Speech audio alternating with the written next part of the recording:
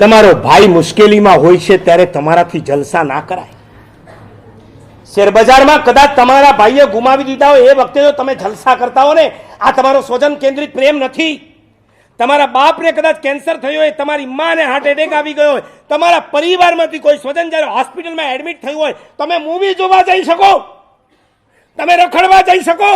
ભલે એક વ્યક્તિ તમારા ઘરમાં નથી રહેતી, અલગ રહેતી હોય, અને તમને ખબર પડે કે મારા પરિવારમાંથી કોઈ વ્યક્તિને આ પ્રમાણે તકલીફ આવી છે, અને એ વખતે તમે જલસા કરો ને, આ આનંદ એ ક્રૂરતાનો આનંદ છે.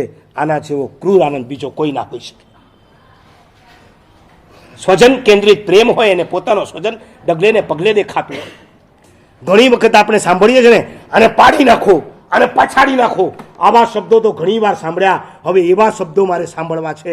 આને બેઠો કરી દો, આને ઊભો કરી દો, આને દોડતો કરી દો. આને વિચાર, તમારો પાર્ટનર તમારાથી છૂટો પડી ગયો હોય અને એ મુશ્કેલીમાં મુકાય ને ત્યારે તમને મજા આવતી. જોયું, મારાથી છૂટો પડ્યો, શું હાલ થયા, મજા આવવી જોઈએ. આ સમાચાર સાંભળ્યા પછી તમારે સામે ચડીને જવું જોઈએ.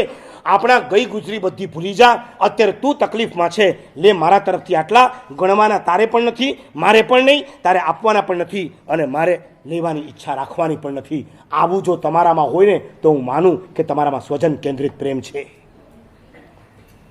ઘટતો જાય. પતિ અને પત્ની વચ્ચેનો પ્રેમ ઘટે છે, બીજાની વાત તો છોડો. સાંભળો છો કે નથી સાંભળતા? પત્નીએ પોતાના પ્રેમી દ્વારા પોતાના પતિનું એક્સિડન્ટ કરાવ્યો જ, સગા ધણીનું ખૂન કરાવતા હોય, અને સગી દીકરીને મારી નાખનારી ઓલી ઇન્દ્રાણી બોરા આ ઇન્ડિયાની છે. સીના બોરા, સાંભળ્યું તું કે નહોતું સાંભળ્યું? એક માં થઈને પોતાની દીકરીને મરાવે.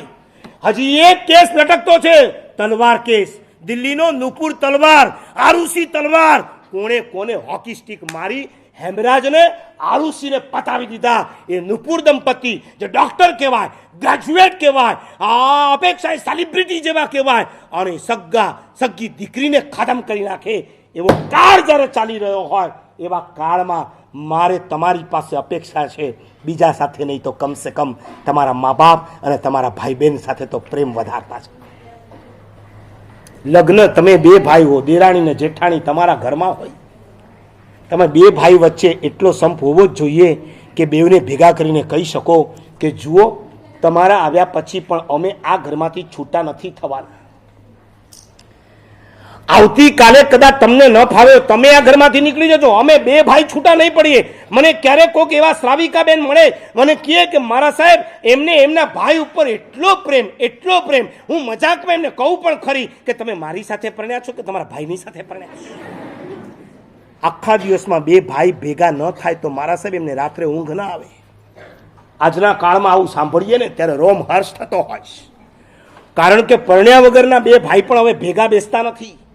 તમે બે ભાઈઓને તમારા બાપે બંનેના અલગ અલગ બેડરૂમ કરી આપ્યા હોય.